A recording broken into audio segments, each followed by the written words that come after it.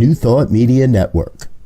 We are a global broadcast network of positive music, media, and entertainment, inspiring humanity's evolution along the journey of enlightenment and creating a world of love, peace, empowerment, and prosperity for all.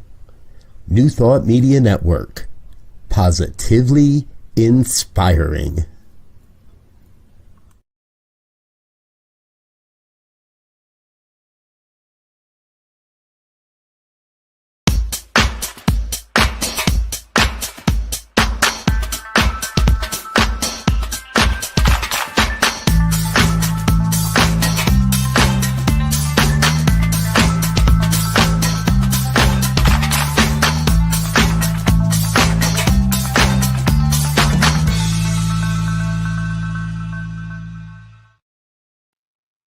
Why, hello. Yes, it's me, Bonnie Gonzalez, your doula for grief.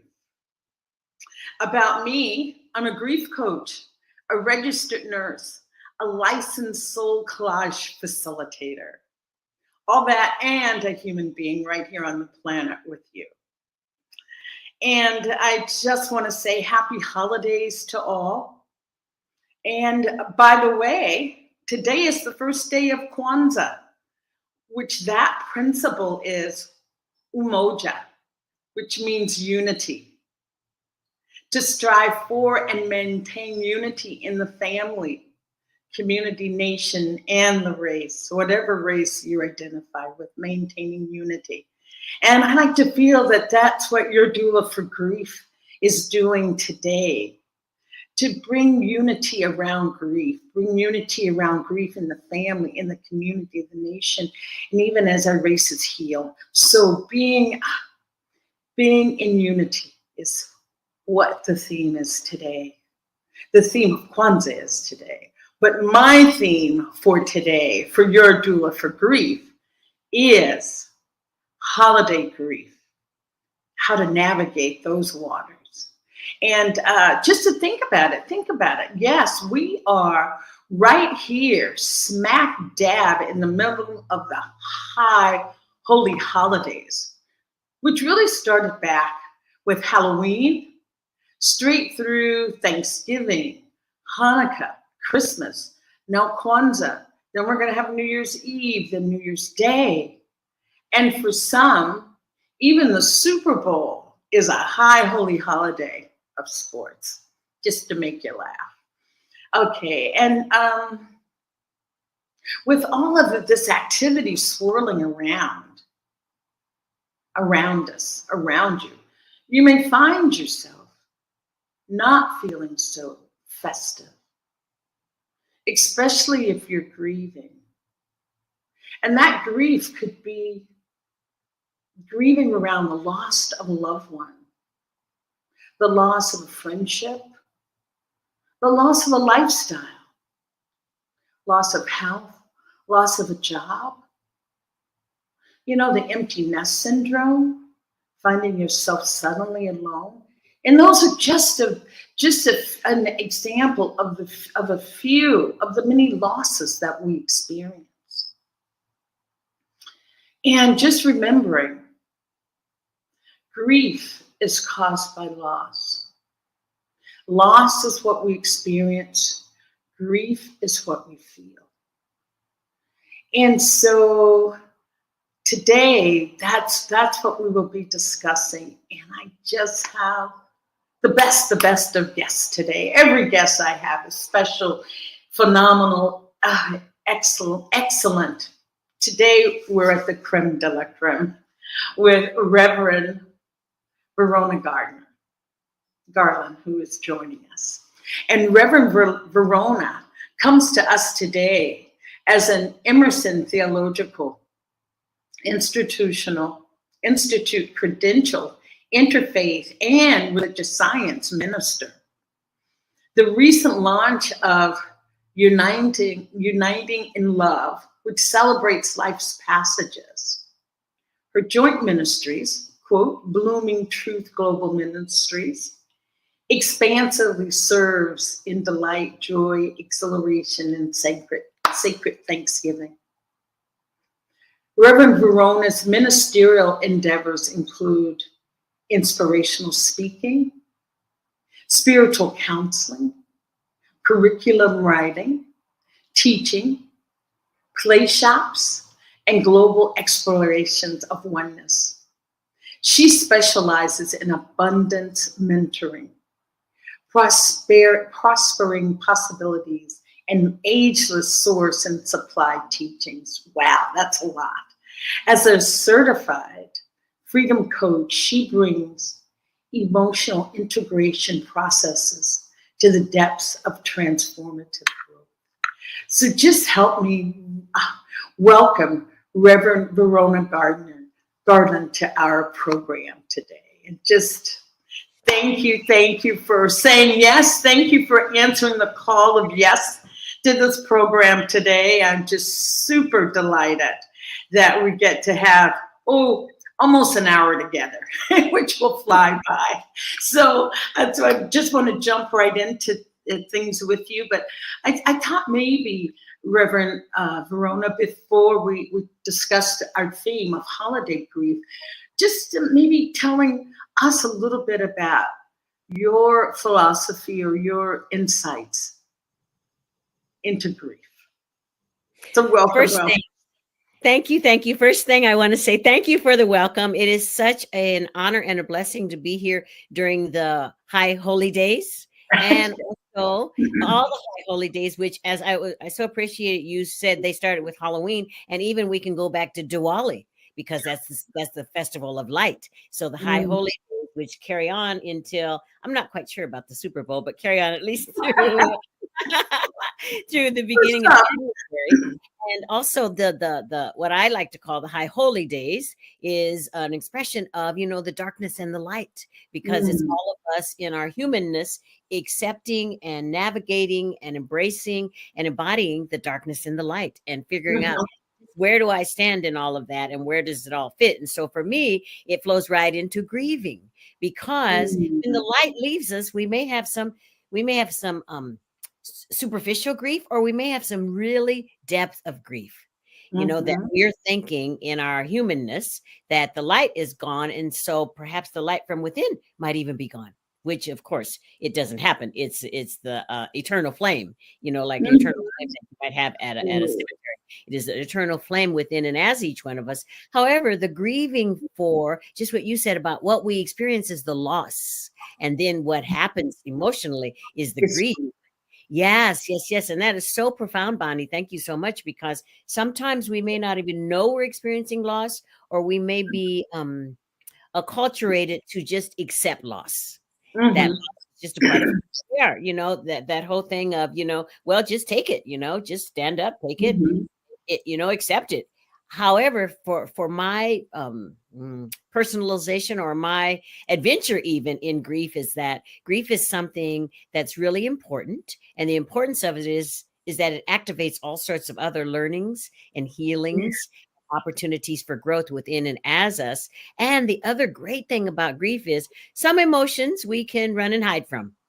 Yes, some we can. Yes, we can cover up with all sorts of our human, all the things we can in our humanity, all the things we can use or imbibe or do or be or whatever. However, grief is one of those activities or even blessings that shows up and gives us an opportunity to really lay ourselves bare in the things that we're feeling, and to know that when we lay ourselves bare in these feelings, we're held in an eternal, immortal safety net that holds safety, so that we can allow ourselves to be in it and allow to, I often like to say, allow it to let us know what is wanting to emerge, and allow the grief to let us know what is it bringing us. When we have that feeling, we can be with it and say, well, grief, what is the reason you showed up at this time? What is it you came to teach me? What is it that I already know within me that is wanting to emerge?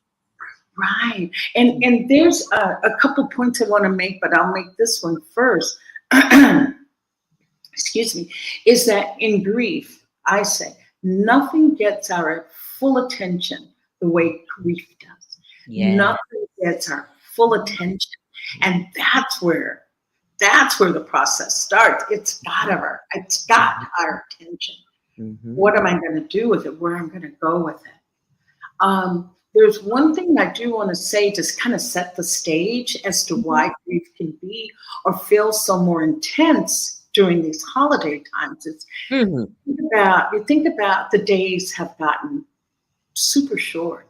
We're in that solstice period. That's 3 days, the darkest, the longest night of the year. And if we're in rhythm or in tune with nature, that is a time for turning inward. The darkness, allows us to turn inward. The idea is to slow down when it's dark.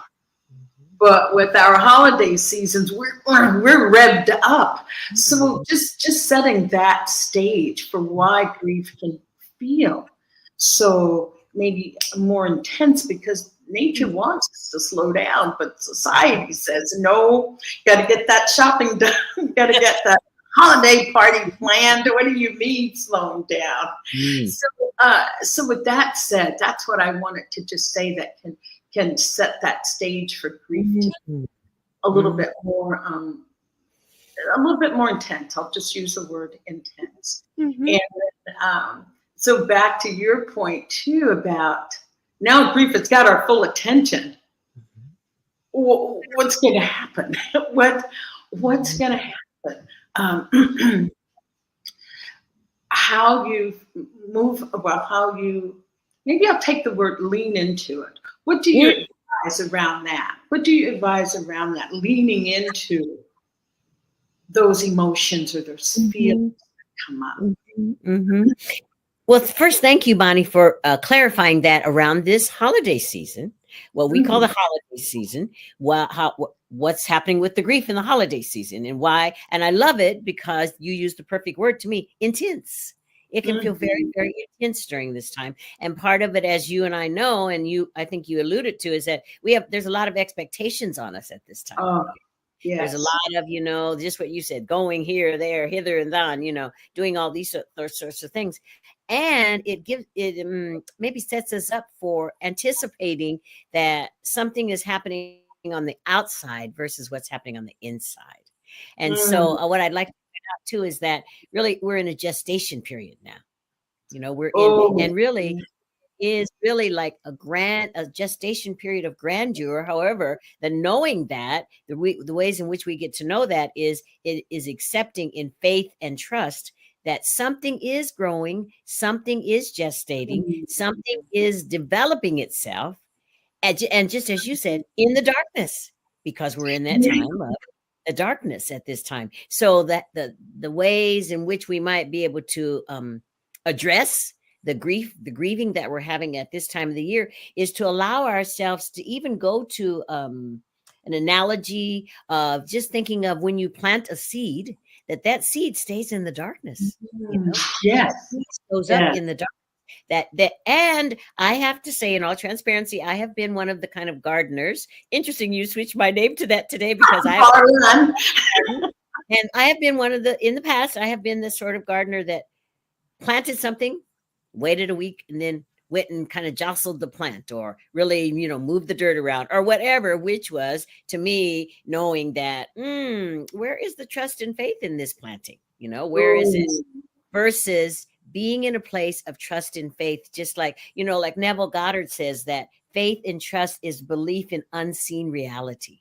So during these times of grieving, we get to have a belief in the unseen reality of the safety of spirit and of the unconditional love of spirit that is there, holding us, that is embracing us, that is swaddling us, that is keeping us safe. Because part of this thing with the grieving at the holy days, holiday time is our egos step right up to the front. They step right up to the fore in our position. Yeah. And foremost. Yes. And they say, hey, wait a minute. We're supposed to be this. We're supposed to be that. We're supposed to be this. We're supposed to do that. And our egos, sometimes it's been my experience, our ego steps up with the shoulds. Well, you should do this. Well, you should do that. Well, and so we find ourselves in the process of as the grief comes up and out during this time of holidays, shoulding on ourselves. Yes, that's right. Like, don't shit on yourself. Yes, don't sit on yourself, which is an opportunity. Really, what I think is showing up here for me is opportunity for self-love and self-care, for gentleness, for kindness, for really tenderness of ourselves, so that when the holiday grieving pops its head up, like that game, I think it's called whack-a-mole or something, where things. Yeah, you keep beating it down until it. Yeah, and that is not the solution. The solution is to allow ourselves to tenderly and gently accept, wow, I'm in a place now that I may not feel comfortable. I may have some fear, false evidence appearing real. I may have some instability, and giving ourselves an opportunity to really, really treat ourselves, much like the famous Karen Drucker says, I'm going to hold myself like a newborn baby child. Oh, I love that song. That is just a great precious. song. Yeah. That is precious. And I think another one that she does is, I can only go as fast as the slowest part of me is moving. And Yes. I think we can incorporate that into this busy time, that you can only go as fast as the slowest part of you will go. And it's really important that we do the things during this busy time. I'm so glad you used that word, this busy time, that we stay steadfast in our self-care. We stay steadfast in loving ourselves up. We stay steadfast in doing whatever it is, the physicality of whatever it is that makes us feel great. And I'm not just saying, well, now just go for a massage and get a mani-pedi. No, stay steadfast in those things that really bring you joy. And it could be something as wonderful as, I don't know, FaceTiming your grandbaby, or yeah. Yes. Oh my gosh, there's so much I want to jump into when you just said that. Oh no, you said that, and I want to share something around that. But I want to go back to our talking about the dark time, the darkness, that that plant, that seed that's in the dark. What I wanted to say about the darkness is that the wisdom is in the darkness. The wisdom is in the darkness. It's like the womb that we need to be in, the womb that I need to be in. And to know that about darkness. I for a long time was one of those people that just did not like when the days started getting short. I just dreaded it. It's like, oh, I hate this. I said, because by February, I'm just so depressed. I don't know what to do. But not realizing what was going on. That was my own growth journey. And I think it would have been wonderful if I had had someone that I could have discussed about the darkness with, and to bring some awareness to the wisdom in the darkness. So I'll ask you to speak to that, even though you started with the plant.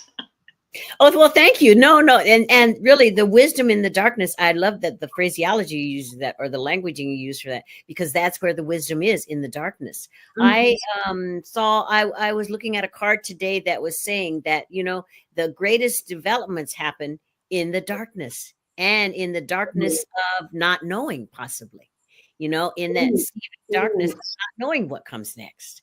Yeah. So the darkness is really rich, it's fertile, it's full, it's and because of our spiritual beings having human experience, possibly just what you said, a lot of us may have that feeling about the darkness, about the days, yeah, because sometimes in the darkness it's that place of absolute acceptance, that place of absolute acceptance. Yeah. And so that place of absolute acceptance may not feel to be the most, I don't want to say comfortable. It may not feel to be the substance of that of which we are. It is the substance of that of which we are, but we may need to just bridge it with loving ourselves to know that this is the space, the darkness is the place, and that all sorts of things happen in the darkness. And without just a really silly, easy thing, without the darkness, we wouldn't so enjoy the stars in the night sky. Oh my goodness, yes, the beautiful night sky, and the full moon at night. Oh yes. Oh my God. Thank you for that. Thank you for that, knowing that that wisdom in the darkness. And just that you were saying that that's not the sum total of who we are. We're multifaceted beings, multifaceted beings. And I like to say learning to accept, that's what I want to say, Reverend Verona. Learning to be okay with leaning into discomfort.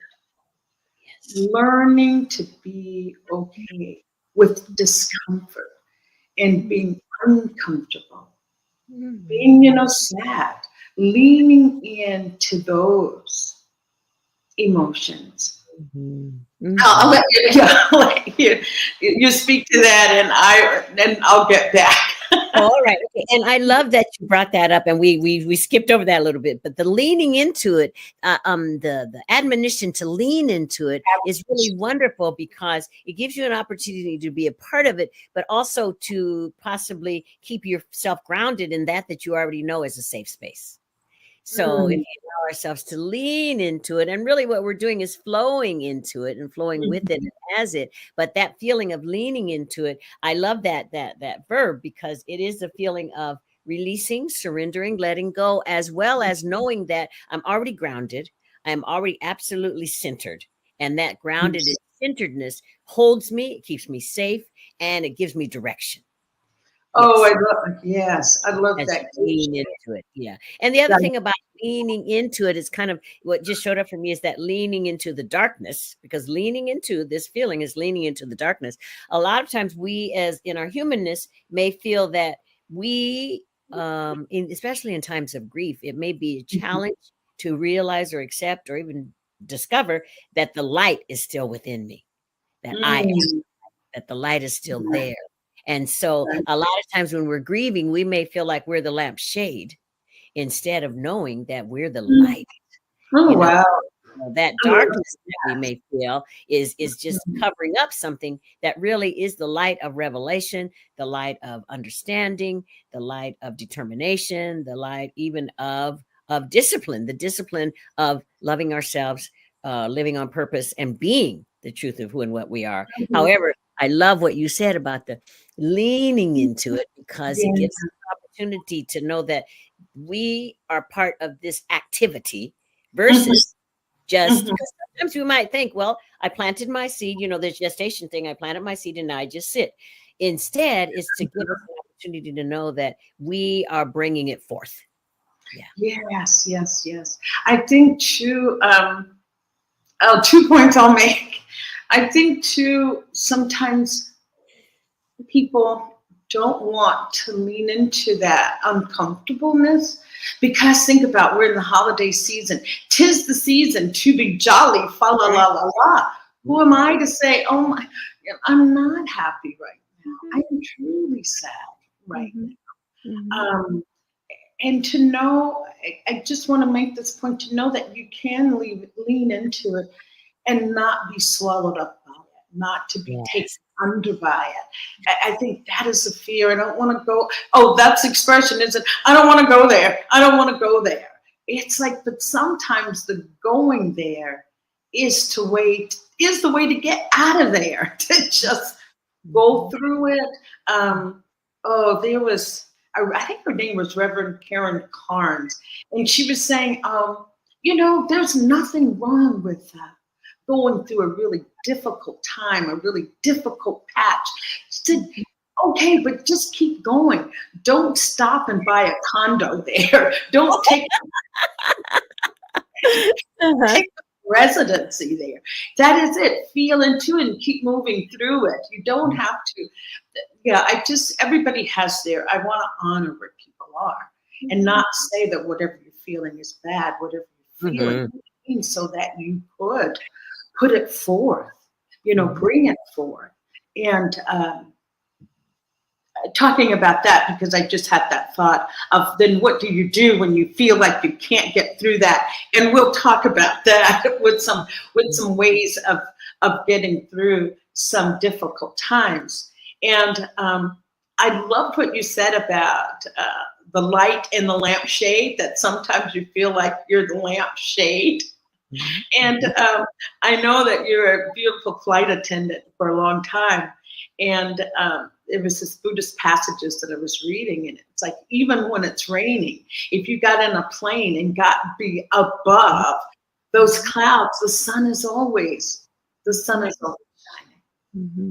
So always that the light is always there. And Bonnie, however, you make a very good point. First, we want to respect and honor whatever feelings anyone is having during this time. Yes, you're not wrong. No, there's no right or wrong. It's just if you feel it, you feel it. And also, if you feel it, one of the things that's become clear to me in all the interactions I've had, if you're feeling it, someone else is probably feeling it. And so that about what do you do during this time of joy and merriment and all these sorts of things, and you don't feel as that way, it's one of the opportunities to allow yourself to transparently show what you're feeling, because it's also opening up the floodgates for others around you to possibly say, you know what, I'm not feeling so happy either. Yes, exactly. Yeah. Which is a way of giving joy, but it's also a way of receiving joy. And when you get yourself in an opportunity of receiving joy, then joy is also one of those things that, is like, when you plant the seed in the darkness, you put fertilizer on. Joy can be considered maybe one of the fertilizers. Oh, fertilizer's stinky and smelly. Well, I'm from Iowa and my grandparents had a farm. So fertilizer to me is gold. But yeah, exactly. It is golden. It is the thing that you think you wouldn't want to spend any time. Yes. And it's stinky and smelly. And that you might go, ew, not that. Yes. I see what you're saying. Yes. Yes. And so we have an opportunity to know that. And also during this so-called time of merriment, it's an opportunity or just a chance maybe to say, so what is it that makes me merry? And maybe solitude, quiet, self-reflection might be an expression of merriment, actually. It might be something that gives us merriment, or might be something that plunges us into merriment, or might be something that, as a result of it, merriment shows up. Oh, that is sweet. That is just merriment and fertilizer. What I was thinking. Merriment and manure. Yes. We'll take a quick break, but before we go to break, I just want to say, when you were talking about the whole feeling it, if you can feel it, you can heal it. Yes. You have to feel it to be able to heal it. So that's why I wanted to just say, yes, we honor what you're feeling, because if you can feel it, that is definitely a sign that you can heal it. So we've just got more. We've got so much more on this conversation of holiday grief, and let's get prepared. And I have a little situation that I will ask Rev Verona when we come back. So stay with us. Just if you have a question or comment, just drop it in the comment box, and we would love to explore it. So we'll just take a quick break, and we'll be right back.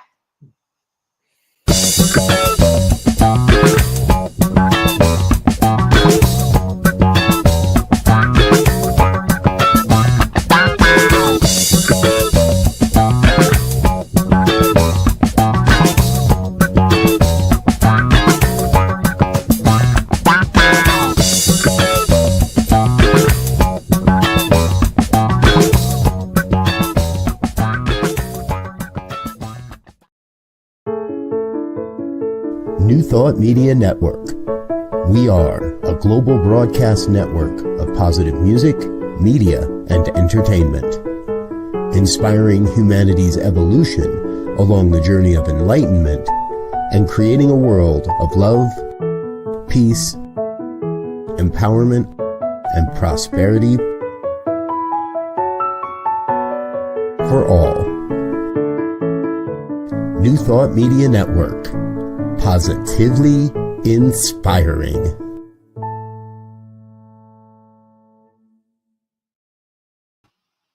Hi, welcome back.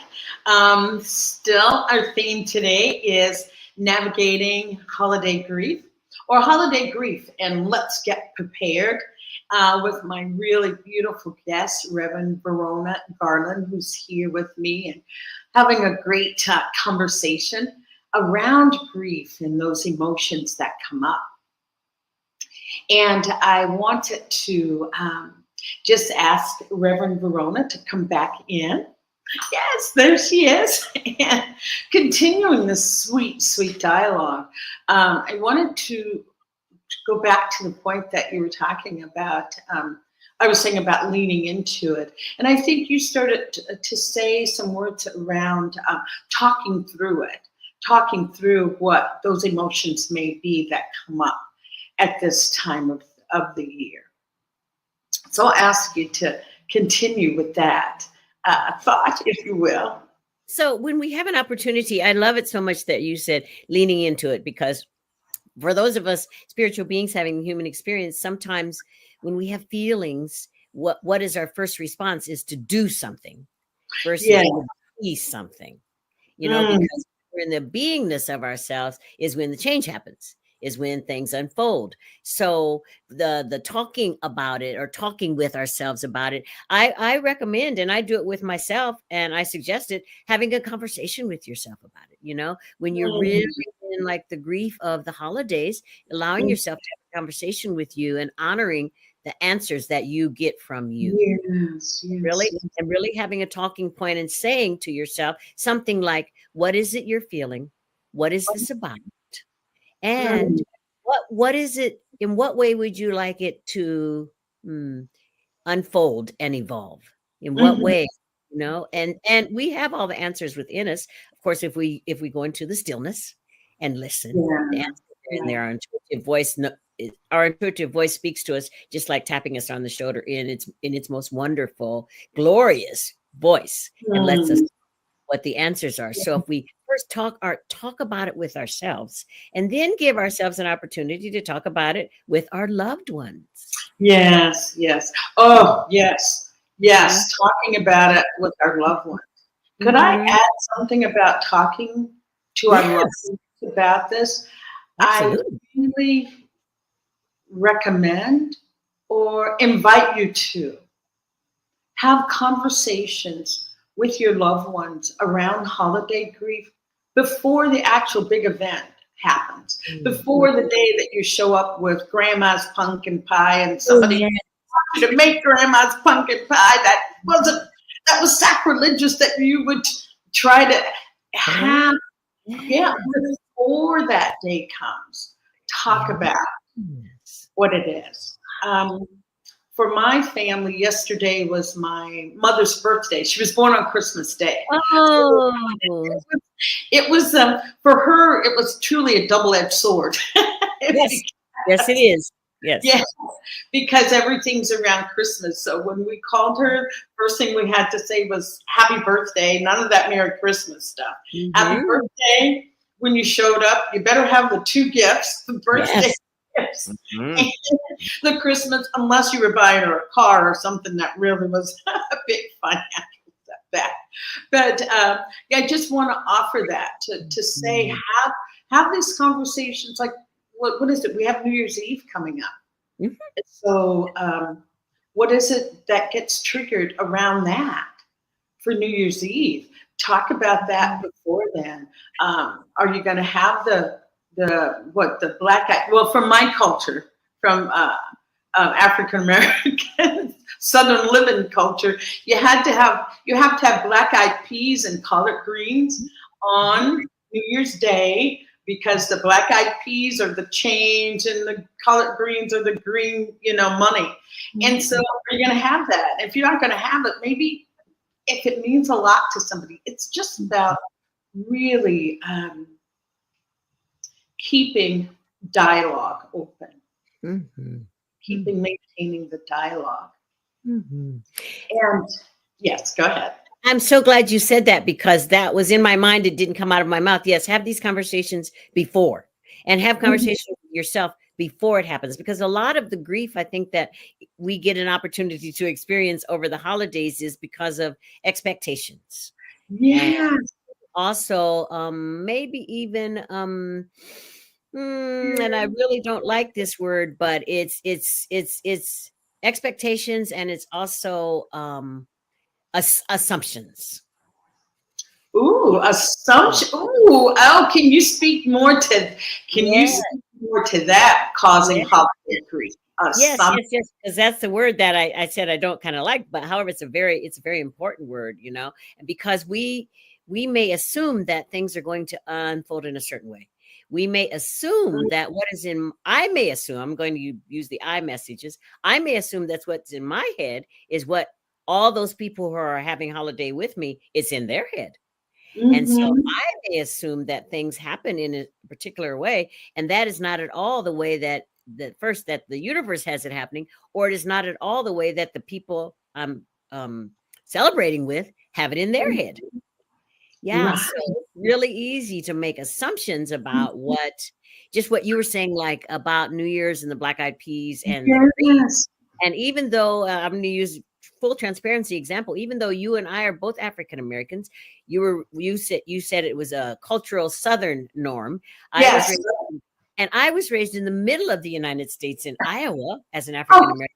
And it was not a norm for us. In fact, my norm, and I'm not quite sure how this started, but the norm for my particular family was the adults got to have caviar on New Year's Eve. oh my. Yeah, Oh. the kids didn't. The kids, we just got to watch. But yeah, You got to learn how to eat caviar. we got to learn. You knew how when it came your turn. When I got to be an adult, yes, I knew how. However, that's what I mean by assumptions. And so someone might assume if you and I got invited to the same party, what would either one of us maybe assume to serve at this New Year's Eve party? Because Oh. it's about our belief systems and our knowledge base. And so and assumptions come when we decide, I know the way it's supposed to be. Thank you for that. Thank you for using that dirty word, assumption. Yes.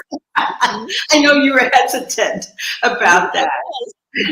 And there was another point that you were starting to make when we were discussing navigating the holiday grief was about self-care. Mm-hmm. And you were saying a massage and those types of massage, those things that we think of when we say self-care. But I wanted to take it to please get your massage, please get your body work, please do those things. And I would invite you to expand the self-care into what thoughts are you putting in your head? What thoughts? What are you feeding yourself physically and mentally can be really aspects of self-care. I do want to point this out too, and no judgment, just awareness around people may overindulge, especially alcohol, especially with sugar, knowing that is, if you speak to that part of self-care. Oh, thank you, Bonnie, because that's very important. And it seems to be like the overindulgence in sugar and alcohol. Part of it seems to be a reward system. Oh, look, we made it to Christmas, we made it to New Year's. I mean, in our culture and in cultures around the globe, some cultures around the globe, that okay, I made it this far, so I get to have this, and I get to have this in it may give the appearance of having it in abundance. However, it is really having it to the detriment of our physiology and the detriment of our feelings too. So that we get an opportunity, when you said that about let's dig deeper into self-care, one of the things that showed up for me immediately is acknowledging yourself. That's part of self-care. Like every before you let your eyes fall shut, acknowledging maybe 3 things that you either accomplished that day, you completed that day, or you loved about yourself that day. So part of that self-care during the holidays is acknowledging yourself. And in acknowledging yourself, you might even acknowledge to yourself something like the example that you're using. I can have 1 glass of whatever it is. Let's say I can have 1 glass of sparkling, And it's not necessary for me to have 6 glasses of sparkly. For me to feel about myself the way I feel with maybe even 1 sip of sparkly, because I am the one who's taking the highest and the best care of me. Right. Yes, exactly. And sometimes in not what is the word I want to say? I don't want the idea is not to feel like deprivation, but saying something to, I love myself so much, I don't want that effect, because I know when I have that, that really affects me in a certain way. And not that I'm, denying myself. It's just that I'm loving myself and saying no, that I have that particular thing, because be it whatever, it could be spirits, it could be anything, that you're not denying yourself, you're just loving yourself.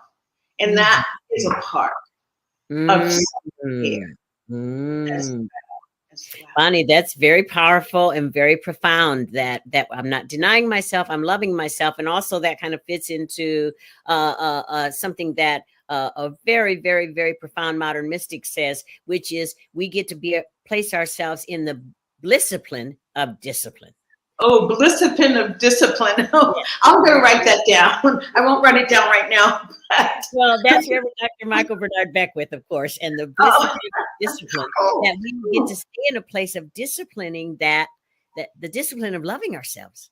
And then just what you said, loving myself. I love myself, so I don't need to eat 20 truffles for Christmas. Yeah.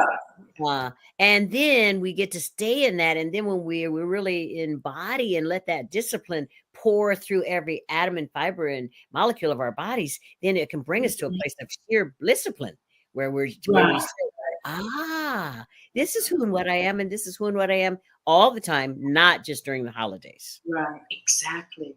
And I appreciate that. Blissipline of discipline. I've got to write it down. I want to share something that I always say: have a plan. Have a plan of how you're going to move through that day. Have a plan how you're going to move through that hour. If you're going somewhere, maybe, and it's not that you really don't want to go. Sometimes we find ourselves in those positions. It's like, okay, I'm going to go. Limit how long you're going to stay. I'm going to go for 2 hours. Because you can do anything, even if you're exercising. Let me just make it through another minute. Just keep the heart rate up for 1 more minute. You can do it. The same with this. But if you find yourself, for whatever reason, being or needing to go to something, limit it, and have a buddy with you that you make eye contact and you both say, yes. Oh my goodness, Bonnie, do you know we got to get going? Whatever. Have that buddy with you that can help you through that. And I was going to ask you this we played a little bit before, or I told you a little bit about the questions before, about preparing for difficult situations. And so I will ask you this, and if you're watching, not play along, use it for a situation that's coming up that maybe you don't look forward to. Maybe New Year's Eve is just not your high point. That is about, you do so much self-reflection, you find yourself coming up very short on the short end of it. So Reverend Verona has agreed to model this plan of action. And this is really designed to get you through maybe a difficult situation. Okay. So the first part of this, the first question that you ask yourself, and just with honesty, this year I will miss. This year I will miss. So, Bonnie, I love this game first, and I love that you gave me a little heads up ahead of time, not so I could plan something, because the spontaneity of it is what's important, and the transparency. However, it just made me kind of chuckle, because Spirit always knows what Spirit is doing, and Spirit always has a little chuckle with us. So this year I will miss the presence of my daughter for my New Year's Eve celebration, because she is spending 3 weeks in the UK.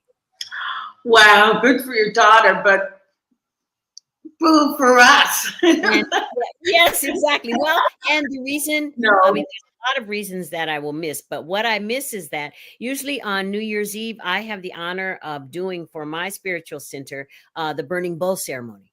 Oh, And he is my executive assistant for my burning bowl ceremony. oh. She's the one who gives me the flash paper and does this and does that. And also it's such a stupendous feeling tone that we are together there at the end of one chronological year and the beginning of another chronological year. Yeah. So that's what I will miss this year. Yes. Okay.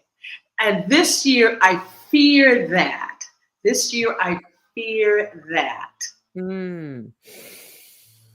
This year, I fear that my high holy day celebrations may be somewhat muted.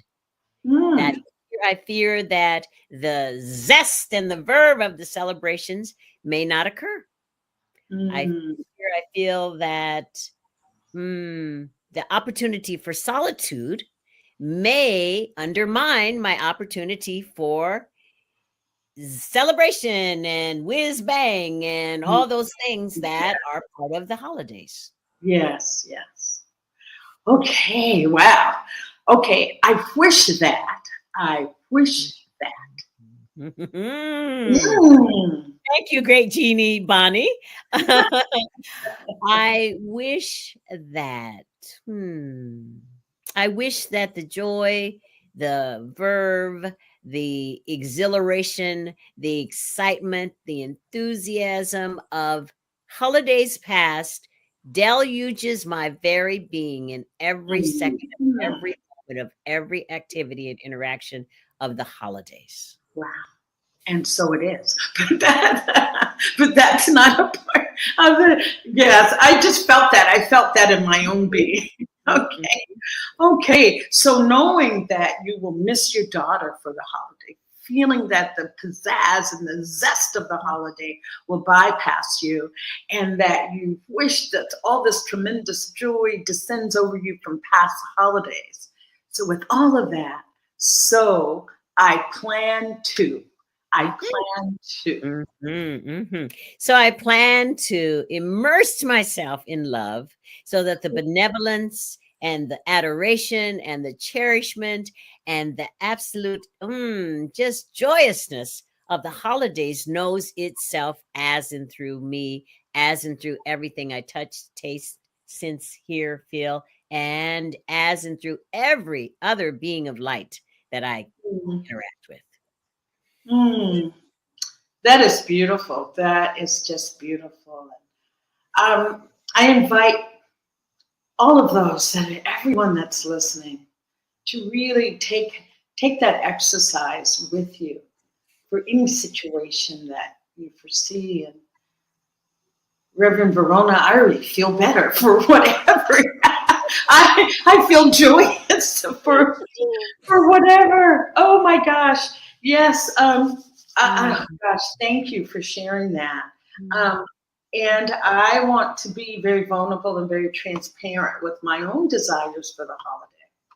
I had a big desire to be in Ireland this year with my little granddaughter and just celebrating. She's 4, she'll be 5 soon. But that didn't happen. There was various things that came that I thought, okay, well, I can't have that.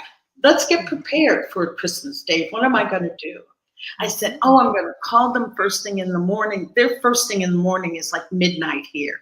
Yes, so exactly. Midnight, I'm going to call and video and watch my granddaughter open her gifts.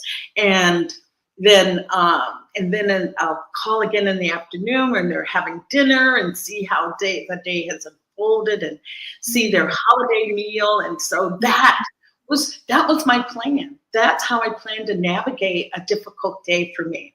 So here's how things unfold.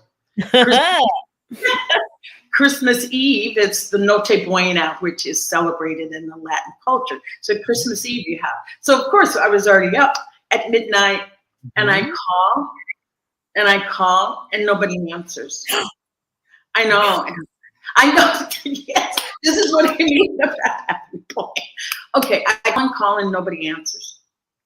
Finally, my daughter sent a text at about maybe 1 a.m. saying my little granddaughter, Emma, was very sick.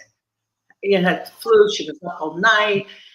She was up all night and hadn't woken up. And it's like, oh, that's a bummer. But I wasn't too bummed because I was sleepy. And it's like, okay, then I'll go to sleep. And I said, okay, no problem.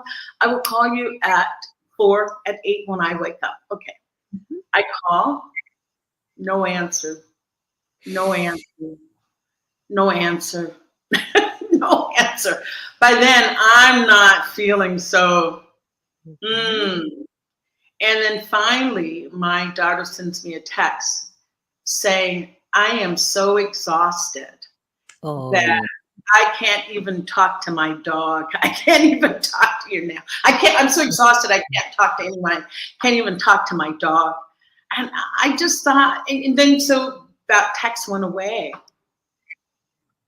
And this is when I hope we're still here. Or that, okay, I think I'm freezing up. Am I freezing up here? No. Is my internet okay? Can you hear me? Yes, I can hear you now. Okay. Yes. So anyway, so there was no one to talk to. There was nothing. I was so just disappointed. I was sad. I had some moments of tearfulness. I allowed myself to feel just that deep disappointment. And I thought, oh, wow, I invested so much energy in planning this. And I thought, well, what else can I do? So what I did, I just sent my daughter a text, no blame, no shame, just, I was looking forward to living vicariously through you and Emma and Leo, and I'm so disappointed, for you all that you've had a day that wasn't the happiest for you. So I put that out there without any blame or shame or any of that, just expressing what I felt, my sadness, my disappointment. And my daughter after that sent me 10 videos of the day, of them presents, of them, Emma trying on this and the dog squeaky toy. So I felt that by asking for what I needed or saying that was my plan, that in turn gave me. So I got to live my own advice, have a plan, the plan backfires, lean into what it is that you're feeling, and then ask for what you need. Ask for what you need. It can come. If not, but if it doesn't happen, if you don't ask. So I was so glad that I said I was looking forward to it through you all, and she got that message. Oh, so videos. I don't have to talk to my mom. This is when technology is on my side, on my daughter's side, and so I wanted to just give that example, and hearing Reverend share about missing her daughter. So we're definitely kindred spirits. Might I please just add to everyone who's watching, and thank you so much for pouring it right into my heart. You surrendered to the feeling of the grief. Yes. Surrendering to the feeling of the grief, then you freed yourself up to not only be in a place of stillness and faith, but you also freed yourself up to be in a place where the universal law got to say, whoa, look, now there's this open vacuum that we can pour everything into, because now after the surrender, what you did, it's just so spectacular, Bonnie, the asking for what it is we really want.